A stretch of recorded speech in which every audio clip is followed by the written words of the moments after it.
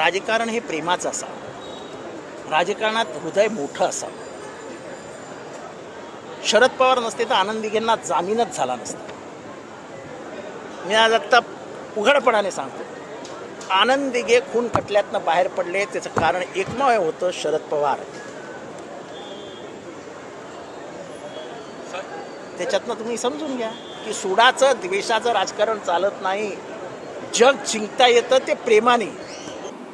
जी अरुणाचल जी, जिस प्रकार से हाल ही में जब उल्लासनगर में राष्ट्रवादी की एक बैठक हुई थी तो उसमें सिंधी समाज को लेकर जितेंद्र आवाड जी ने जो है टिप्पणी की थी, जिसका विरोध जो है देश भर में किया गया. लेकिन अभी एक बार फिर से जो है धर्मवीर आनंद डीगे साहब जी के लोग जिनको लेकर जो है उन्होंने वक्तव्य किया है. क्या है पूरा मामला, किस तरीके से इसका निषेध करते हैं, उसके लिए किस तरीके की आगे प्रक्रिया रहेगी? 27 तारीख को जब जितेंद्र आवाड जी राष्ट्रवादी कांग्रेस पार्टी की बैठक के लिए उल्लासनगर में आए तो उन्होंने उस दिन राष्ट्रवादी कांग्रेस पार्टी के बैठक में सिंधी लोगों के प्रति उन्होंने वक्तव्य किए.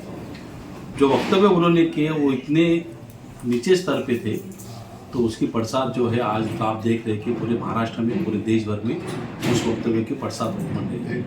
उसके बाद में भी उनका जो स्टेटमेंट आया था, जो पत्रकार परिषद खत्म हुई 10 बजे और 10:20 में, जैसे कि पहले भी आपको बताया गया कि उनके पक्ष के लोगों ने क्लिप वायरल की थी.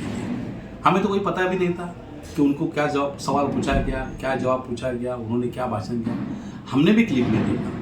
तो ऐसे नीचे स्तर पे जाके इतने बड़े नेता ने वक्तव्य करना या बोलना, ये कहाँ तक ठीक है? जो उनकी विचारधारा है सर्वधर्म समभाव के प्रति होती है, उन्होंने किसी धर्म का अपमान करना, ये कहाँ तक ठीक है? तो इसीलिए उनका निषेध मुझे लगता है कि आने वाले दिनों में, अभी तो महाराष्ट्र से शुरुआत हुई है, पूरे भारतवर्ष में, भारतवर्ष के बाहर भी जो लोग हैं सिंधी लोग, उनका जाहिरपणे निषेध करेंगे, इसमें कोई शंका नहीं है. आज जो पत्रकार परिषद हुई जिसमें जो कि दीगे साहब जी के लिए उन्होंने कुछ कहा, उसको लेकर जानना चाहेंगे क्या पूरा विषय था, वो पूरा मामला क्या था? देखिए, शिवसेनेचे ठाणे आणि ठाण्याची शिवसेना, या आज आप लगातार आप कितने सालों से देख रहे हैं कि थाना जिला में जो भगवा झंडा है और थाना जिला में जो शिवसेना बड़ी है, और आज थाना जिला में जो भी बुजुर्ग आज जो शिवसैनिक है, मेरे जैसा छोटा कार्यकर्ता भी है, वो आज दिघे साहब की बदौलत है. दिघे साहब ने शिवसेना की जो शुरुआत की थी आदिवासी पाड़े से लेकर पूरे गांव-गांव में घूमकर, तो उन्होंने कभी भी ऐसा किसी जात, धर्म, पंथ, वर्ण का कभी भेदभाव नहीं किया और उन्होंने पक्ष के कार्य के लेते हुए उन्होंने कार्य किया. आज 2023 में जबकि ये घटना 1989 में जो हुई है, उसके बारे में आज बोल के जितेंद्र आवाड जी क्या बताना चाहते हैं, क्या जताना चाहते हैं? कल सिंधी और हमारे लोगों में झगड़ा लगा दिया, आज बाला साहब ठाकरे की शिवसेना और उद्धव साहब की शिवसेना में क्या दिखाना चाहते हैं वो? मुझे शर्म आती है कि उस आनंद परांजपे उनके बाजू में बैठा है उस पत्रकार परिषद में, जिनके पिताजी उस जमाने में महापौर पद के उम्मीदवार थे और उसी समय ये वारदात हुई थी और वो वारदात के कारण दिघे साहब 3 महीने तक जेल में थे. मुझे लगता है कि पूरा महाराष्ट्र, पूरा थाना जिला, यहाँ तक कि स्कूल के बच्चों ने भी आंदोलन किया, उसकी दखल उस समय सरकार ने ली. विधानसभा में भी इसके गूंज उठी आवाज़, लोकसभा में भी आवाज़ गूंज उठी कि थाना में कोई दिघे साहब है, आनंद दिघे है, और वो धर्मवीर, उनके प्रति पूरा थाना जिला जहाँ पे एक तरफ था, तो सरकार ने निवेदन किया. और आपको मुझे बताना चाहता हूँ कि ये बात हाई कोर्ट, सुप्रीम कोर्ट तक भी गई, मगर सुप्रीम कोर्ट में भी इसका फैसला हो नहीं पाया, उनके ऊपर आरोप सिद्ध नहीं हो पाया. ये सच्चाई है. तो इतने वर्षों के बाद भी आज हमारे आदरणीय दिघे साहब नहीं है, हिंदू हृदय सम्राट सरसेनापति बाला साहब ठाकरे जी नहीं है, मगर शरद पवार जी है. तो शरद पवार जी ने कभी ये जिक्र नहीं किया. आज महाविकास आघाड़ी का नेता करके शरद पवार जी जो है, तो मातोश्री वाले अभी महाविकास आघाड़ी के पास जा रहे हैं, मगर मातोश्री के पास तभी सब लोग आते थे, तब बाला साहब ठाकरे जिंदा थे तो बाला साहब ठाकरे जिंदा होने के नाते मैं आपको भी बताना चाहता हूँ, पूरे महाराष्ट्र को पूछना चाहता हूँ, क्या ठाकरे साहब जब भी थे तभी किसी शिवसेना को गरज गिरी, जरूरत लगी दूसरे पक्ष के लोगों का आधार लेने की?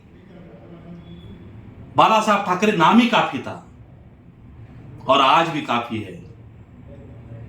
और ऐसे विधान उन्होंने इतने सालों के बाद में करके वो जो हमारे में मराठी लोगों में, शिवसेना के लोगों में जो ये बीज बोना चाहते हैं, ये गंदगी फैलाना चाहते हैं, इसके लिए मैंने आज तीव्र पत्रकार परिषद में उनका मैंने निषेध किया।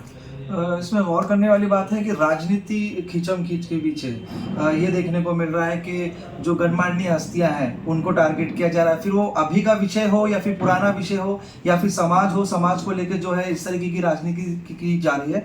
तो ये राजनीति आखिरकार कब थमेगी? क्या ये चुनाव की एक हम ये समझे कि संकेत है इस तरीके की जो है बयानबाजी होना, क्योंकि उस समय में ही इस तरीके की बयानबाजियां सामने आती है, लेकिन इसका खामियाजा जो है समाज को और महात्मा पुरुषों को जो है भुगतना पड़ रहा है। समतेचे पुजारी करके ऐसा एक बैनर जितेंद्र आव्हाड जी के ऑफिस में लगा है और उन्होंने कल ही कहा है कि ये ऐसी गंदी राजनीति कहाँ तक शोभा देती है और उन्होंने हमारे कुछ नेताओं के ऊपर टिप्पणी की है। तो जितेंद्र आव्हाड जी अगर समतेचे पुजारी का बैनर लगा के वहाँ पे अगर बाइट देते हैं और वो दिघे साहब के बारे में इतने साल के बाद में बोलते हैं, ये कहाँ तक ठीक है? ऐसे क्या विषय थी कि दिघे साहब का वहां पे उल्लेख करने के लिए उनको लगी? दिघे साहब की और उनकी बराबरी हो सकती है क्या? राष्ट्रवादी का कोई भी बड़ा नेता मुझे बताए कि थाने जिला में दिघे साहब की बराबरी करने वाला कोई नेता है? चैलेंज है मेरा कि कोई आदमी बता दे मुझे कि दिघे साहब की बराबरी में ये आदमी है, ये पक्ष का है, तो मैं मानूं। मगर आप इतने बड़े व्यक्ति के ऊपर टिप्पणी करके अपने आप को क्या सिद्ध करना चाहते हैं? आपकी कहीं तो भी वहां पे ऊंचाई है क्या? 1990 में जब दिघे साहब की ऊंचाई इतनी ऊंची थी तभी इनकी ऊंचाई कहां थी? ये कहां पर थे? और दिघे साहब ने उनके प्रति क्या क्या किया है मुझे बोलने के लिए मत लगाइए, ये पूरा थाना जिला जानता है, मैं भी जानता हूं।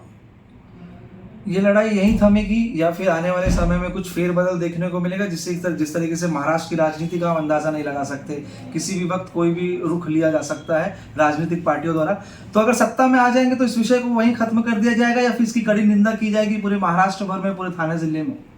आज पूरे महाराष्ट्र में आदरणीय एकनाथ शिंदे साहब मुख्यमंत्री है और वो कहाँ पर भी टिप्पणी नहीं कर रहे, अपने काम का जवाब काम से दे रहे, लोगों को काम कर रहे, लोगों तक पहुँच रहे, हर एक के सुख दुख में, किसान हो, गरीब हो, जनता हो, ये निर्णय वो ले रहे, उनके पास जा रहे और लोगों के प्रति वो काम कर रहे, वो टिप्पणी नहीं कर रहे।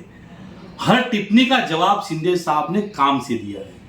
आदरणीय शिंदे साहब और उनके पीछे उनके सुपुत्र यहाँ के खासदार डॉक्टर श्रीकांत शिंदे जी टिप्पणी कभी नहीं किया। आज जितना कार्य इस लोकसभा क्षेत्र में चालू है तो हमें किसी के ऊपर टिप्पणी करने की जरूरत ही नहीं, हमारे पास उतना समय है ही नहीं। हम लोग काम में लगे पड़े, हम लोग लोगों के कामों में लगे पड़े हैं। तो आने वाले दिनों में इनके पास टिप्पणी है, महाविकास आघाड़ी के पास अभी काम नहीं है, वो कुछ काम नहीं कर सकते, वो खाली विरोधाभास करके इसके ऊपर लांछन लगाना, उनके ऊपर लांछन लगाना, यही काम उनके पास पड़ा है। मगर हमारे पास लोगों के प्रति काम है। आज इतनी सारी योजनाएं शिंदे साहब ने लाई है, उनका सबसे ज्यादा फायदा गरीब लोगों को हुआ है। अगर इनके टिप्पणी के लिए हमारे बड़े नेता तो उत्तर जवाब देना ही नहीं चाहिए कि हम लोग ही काफी है, क्योंकि उनका जो जवाब देने का है उनका कार्य से जवाब जा रहा है। मगर ऐसे लोग अगर वक्तव्य करते तो मेरे जैसा छोटा एक सर्वसामान्य आदमी जो शिव सैनिक है, जिनके बदौलत 2 बार मेरी मम्मी आई महापौर बनी है, जिस पक्ष से बनी है और जिनके बदौलत हम लोग हैं, अगर उन हमारे नेताओं का, हमारे आदरणीय धर्मवीर साहब का कोई अपमान करेगा तो हम सहन नहीं करेंगे। एक काफ़ी महत्वपूर्ण विषय जो कि उल्लासनगर से जुड़ा है, और ये जो जिस तरीके से हालात चल रहे हैं सिंधी समाज और फिर अभी आनंद डीके साहब जी के लिए जिस तरीके से वक्तव्य हुआ, उल्लासनगर कैंप क्रमांक 4 नेताजी चौक परिसर है, वहाँ पर एक मुद्दा है जो काफ़ी लंबे समय से है। उस चौक के नाम को लेकर, उस चौक की स्थापना को लेकर एक गट का कहना है कि आनंद डीके साहब जी के नाम पे इसका जो है नाम होना चाहिए। सिंधी समाज का कहना है कि जो सिंधी समाज के संत हैं उनके लिए जो है उसका नाम होना चाहिए। तो ये लड़ाई जो है बाहर भी दिखाई देती है, अंदरूनी भी दिखाई देती है, और विषय जो है लोगों के सामने भी है, उसको किस तरीके से हल किया जाएगा? देखो, जिस समय महासभा में ठहराव किया गया था उस समय सबसे पहला ठहराव जो था वो दिगे साहब के नाम का ठहराव था। तो वहाँ पे प्रभात सिनेमा था और प्रभात सिनेमा के सामने वाला चौक, मतलब वही चौक। मगर दूसरी बार जब ठहराव हुआ तो वो एक जूस सेंटर के सामने वाला चौक दिखाया गया।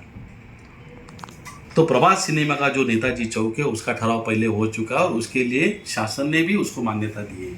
अभी बात रह गई कि दोनों पक्ष, दोनों धर्म के लोगों की वहाँ पे जो है अनमन है, आस्था भी है। तो हम दिगे साहब का भी सम्मान वहाँ पे ही करेंगे और जो दूसरा ठहराव हो गया उसके प्रति भी हमका सम्मान करके वहाँ उनका चौक में हम प्रस्तावित जो जगह है वहाँ पे उनका हम आदर तिथ्य से वहाँ पे हम लोग चौक का भी नाम, उसका नामकरण करेंगे। आज हम लोग सिंधी, हिंदी, मराठी, गुजराती, तमिल, यूपी वाले जो भी यहाँ पे जो सब भाई बहन यहाँ पे बैठे हैं 1 नंबर से 5 नंबर में, हमने कभी जात पात धर्म किसी के ऊपर लांछन लगाने का काम नहीं किया। आज भी दिगे साहब का नाम वहाँ पर है तो साई जी का भी नाम वहाँ पर है, दोनों के प्रति वहाँ पे आदर है। तो ये मसला आने वाले दिनों में आदरणीय मुख्यमंत्री साहब, आदरणीय खासदार साहब, इनके माध्यम से आपको आने वाले दिनों में दिखेगा कि वो चौक का दोनों तरीके से सुशोभीकरण और नामकरण हुआ आप देखेंगे। सटीक खबरें देखने के लिए हमारे YouTube चैनल को सब्सक्राइब करें, लाइक करें और